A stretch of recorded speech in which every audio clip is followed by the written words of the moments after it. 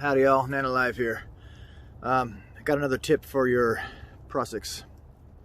So I'm typically using 550 paracord for mostly all of my tying needs, including my ridgeline and anything that might need to go off of that ridgeline, which is often a prusik.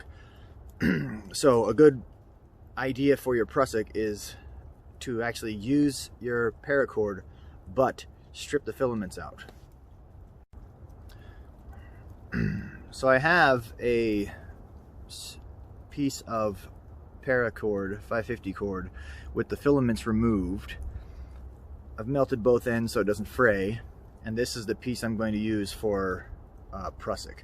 And what I want to do is it's going to end up being flat eventually, but I want to get it flat in a way that it's not twisted and bound. So I'm going to try right now to guide it to flattening in a way more like a tape than a coil or something. All I'm going to do is make the blood knot. So I was talking about making a prusik with the same 550 paracord that you use your ridgeline with. So you're just going to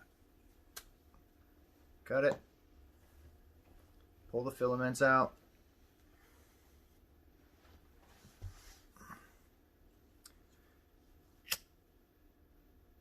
melt the end so it doesn't fray, and then I was making it flat so it guides in a certain, stays flat in a certain way.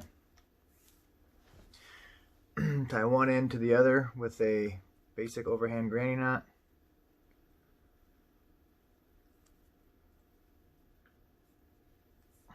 Tie the other end to the one with a basic overhand granny knot.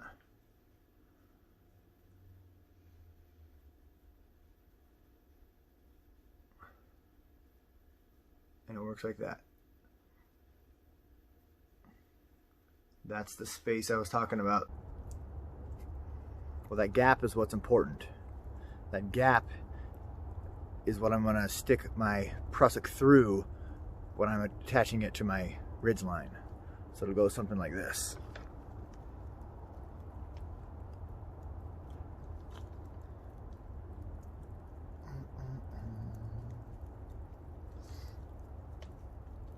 So I don't know if there's a magic number for how many times to go through there, but if there is, it's 3. Okay, so right here, you don't just pull it down and leave it. Here you got to tighten that blood knot without the prusik coming out of it, of course. And then tighten it all the way till it's grabbing it. Now even there, it's not going to come off. But of course I'm going to dress it up and snug it down. And having a flat line, because I've taken the filament out, and it being smaller diameter than the paracord with the filament in it, it's going to be great. Okay, so that's kind of how it looks there.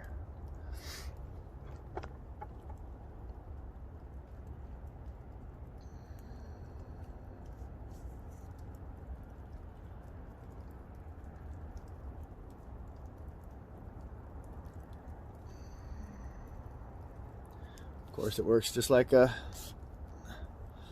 prusik should.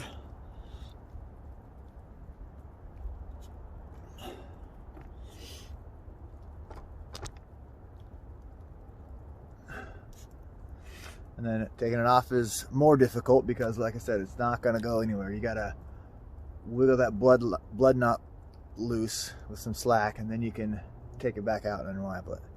Well, that's a super good tip. The 2 important things to make your prusik stick to your ridgeline is that the prusik string, whatever you're using for it, is smaller diameter, and it helps if it's flat. So taking the filament out is a great idea. You can just use the same paracord you had.